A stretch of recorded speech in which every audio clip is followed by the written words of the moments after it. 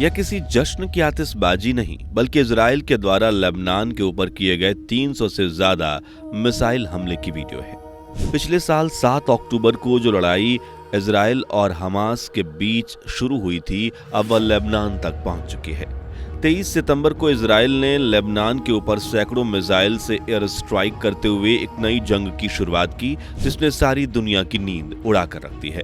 इन सब के बीच एक खबर यह भी आई है कि लेबनान में सैकड़ों की तादाद में इंडियन आर्मी भी मौजूद है। अब यह इंडियन आर्मी वहां क्या कर रही है, यह जानेंगे हम आज की वीडियो में। लेकिन उससे पहले आपको बताते हैं इजराइल और हिजबुल्लाह के बीच की लड़ाई की पूरी कहानी क्या है, इन दोनों का इतिहास, इन दोनों के बीच की लड़ाई का 2006 से क्या संबंध है, और लेबनान में इजराइल के द्वारा मचाई गई इस तबाही के लिए ईरान को क्यों जिम्मेदार माना जा रहा है।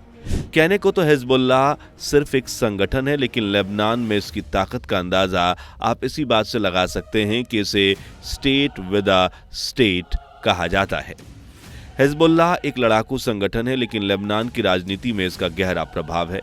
Loyalty to the resistance bloc Hezbollah का पॉलिटिकल विंग है।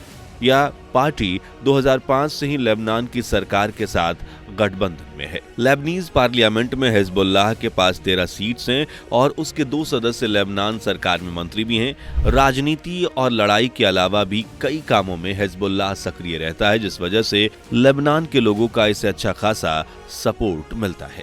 फिलहाल इजराइल और हिजबुल्लाह के बीच लड़ाई की एक खबर नहीं है, लेकिन अगर हम इतिहास के पन्ने पलट कर देखें तो हिजबुल्लाह की स्थापना ही इजराइल से युद्ध लड़ने के लिए किया गया था। 1982 में इजराइल ने लेबनान पर हमला किया था। इस हमले के दौरान इजराइल से युद्ध लड़ने के मकसद से ही ईरान की मदद से हिजबुल्लाह की स्थापना की गई थी। हिजबुल्लाह के नए लड़ाकों को ट्रेनिंग देने के लिए ईरान ने उस समय अपने 1500 ईरानियन रेवोल्यूशनरी गार्ड्स लेबनान भेजे थे।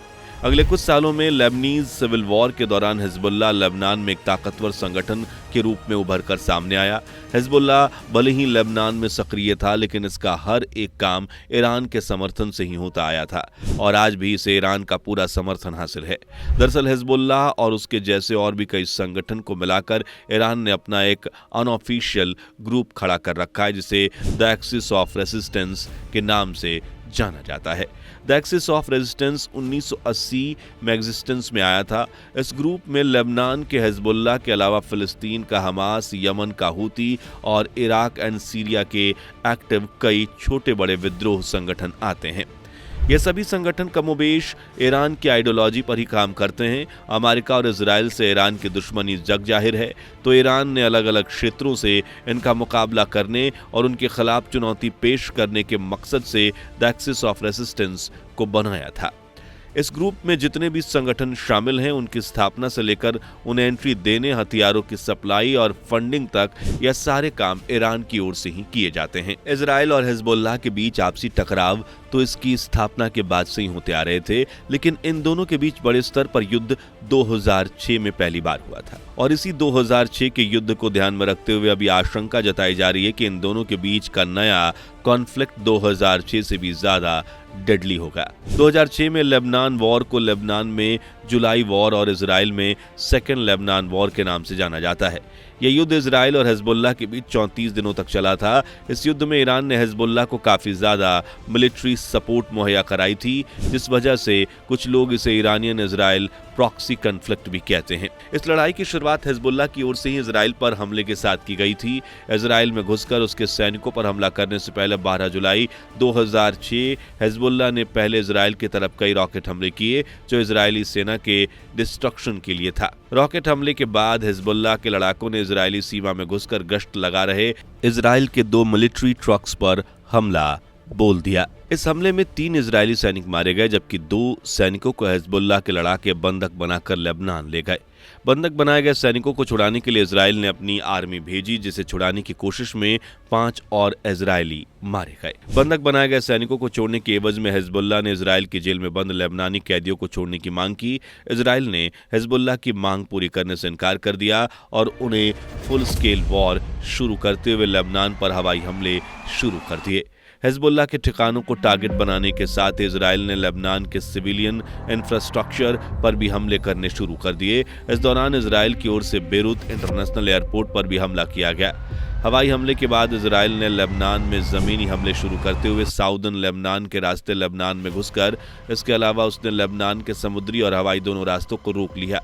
इजराइल के चौतरफा हमले का जवाब हिजबुल्लाह अपने लड़ाकों और रॉकेट हमलों से देता रहा।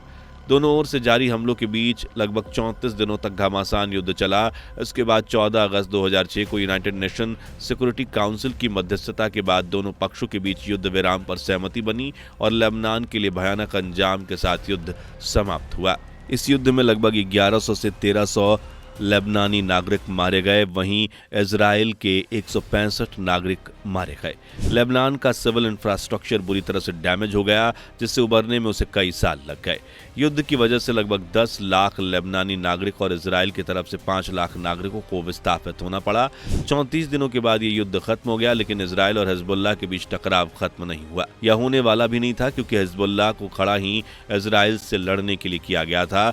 दोनों के बीच तनाव चलता रहा। 2008 में यह इस कदर बढ़ गया कि इजराइल ने हिजबुल्लाह के सीनियर कमांडर इमाद मुगनियह की हत्या तक करा दी, लेकिन इजराइल ने इस घटना में अपने हाथ होने से इनकार किया। लेकिन हिजबुल्लाह ने अपने कमांडर की मौत का जिम्मेदार इजराइल को मानते हुए उससे बदला लेने की धमकी दी।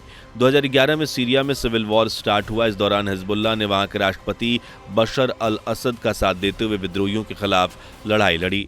हिजबुल्लाह के इस फैसले ने एक बार फिर से अमेरिका और इजराइल को गुस्सा दिला दिया और दोनों के बीच तनाव की एक नई वजह बन गई। सीरियन सिविल वॉर में इन्वॉल्व होने की वजह से इजराइल ने हिजबुल्लाह को एक बार फिर टारगेट करना शुरू किया।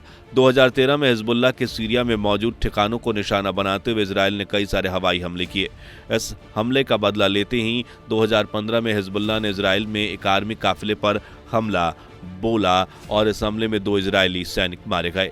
इजरायली बॉर्डर पर अपनी एक्टिविटीज को बढ़ाने के लिए हिजबुल्लाह ने बॉर्डर एरियाज में बहुत सारे क्रॉस बॉर्डर टनल्स बना रखे थे, जिससे हिजबुल्लाह के लड़ाके इजराइल में घुसकर उन पर हमला कर सके। लेबनान और नॉर्दर्न इजराइल को कनेक्ट करने वाले इन टनल्स को खत्म करने के लिए 2018 में इजराइल ने ऑपरेशन नॉर्दर्न शील्ड नाम से एक अभियान की शुरुआत की। 1 महीने से ज्यादा चले इस अभियान में इजराइल ने हिजबुल्लाह के वो सभी टनल्स ढूंढकर डिस्ट्रॉय कर दिए जो इजराइल तक आते थे। 2019 के अगस्त महीने में इजराइल ने बेरूत में ड्रोन हमला किया। इसके जवाब में लेबनान इजराइल बॉर्डर पर दोनों सेनाओं के बीच गोलीबारी हुई। बीच बीच में सीज फायर के बाद फिर से इजराइल और हिजबुल्लाह के बीच टकराव जारी रहा।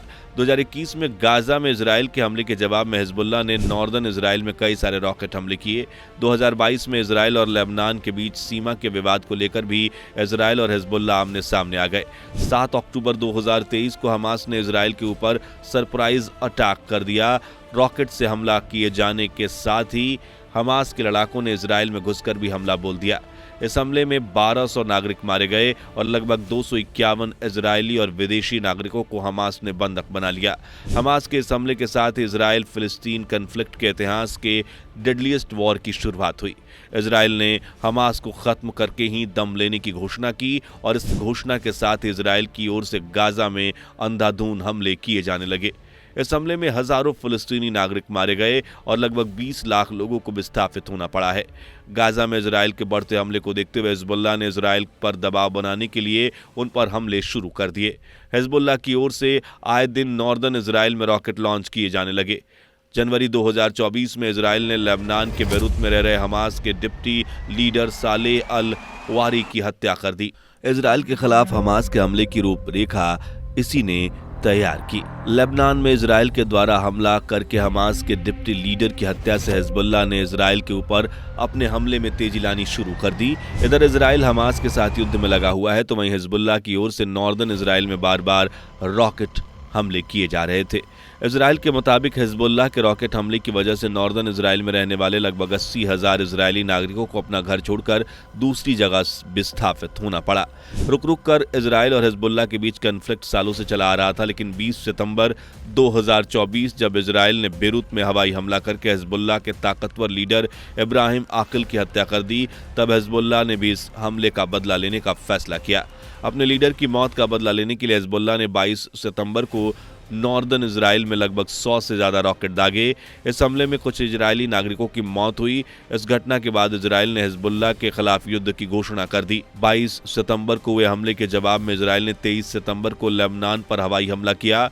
यहाँ पर हैरान करने वाली बात यह थी कि इस बार इजराइल सिर्फ हिजबुल्लाह के ठिकानों को ही निशाना नहीं बना रहा था, बल्कि वो सिविलियंस बिल्डिंग को भी हमले से नेस्तोनाबूद कर रहा था। आम लोगों को निशाना बनाने के आरोप में इजराइल का कहना है कि हिजबुल्लाह ने अपने ठिकाने पर मिसाइल रखने के बजाय आम लोगों के घरों में मिसाइल सेट रखे हैं, जिससे यह लोग इजराइल के ऊपर हमला करते हैं। इसलिए इन मिसाइल्स को खत्म करने के लिए हम सिविलियंस बिल्डिंग्स को भी निशाना बना रहे हैं। अगले दिन 24 सितंबर को हिजबुल्लाह ने फिर से इजराइल के ऊपर कई रॉकेट दागे, जिसमें एक रॉकेट इजराइल की राजधानी तेल अवीव के पास कर गिरा। इस घटना के बाद इजराइल ने हमले और ज्यादा तेज कर दिए और लेबनान में हमला करना जारी रखा। इजराइल के हमले में अब तक 600 से ज्यादा नागरिक मारे जा चुके हैं, जबकि लगभग 1 लाख लोगों को अपना घर छोड़कर दूसरी जगह जाना पड़ा है। दुनिया भर की आलोचना के बावजूद इजराइल का कहना है कि वह हिजबुल्लाह के खात्मे तक अपने हमले जारी रखेगा और जरूरत पड़ने पर वह लेबनान में अपनी आर्मी भेजकर जमीनी हमले भी करेगा। अब बात लेबनान में तैनात इंडियन आर्मी की। लेबनान इजराइल बॉर्डर के आसपास लगभग 600 इंडियन आर्मी को तैनात किया गया है। यह आर्मी इजराइल की तरफ से है या लेबनान की तरफ से? यह इंडियन आर्मी इन दोनों में से किसी देश की तरफ से नहीं, बल्कि यूनाइटेड नेशंस की तरफ से है। लगभग 600 भारतीय जवानों का यह दल United Nations interim force in Lebanon का हिस्सा है, जिन्हें यूएन पीस कीपिंग मिशन के अंतर्गत यहां तैनात किया गया है और शांति बनाए रखने के लिए यूनाइटेड नेशन के नियमों का पालन करना है। तो दोस्तों, ये थी इजराइल और हिजबुल्लाह के बीच चल रहे तनाव की पूरी जानकारी। वीडियो पसंद आई हो तो इसे लाइक करके अपने दोस्तों के साथ शेयर जरूर करें और ऐसी और भी वीडियोस देखते रहने के लिए हमारे चैनल को सब्सक्राइब जरूर कर दें। Thanks for watching.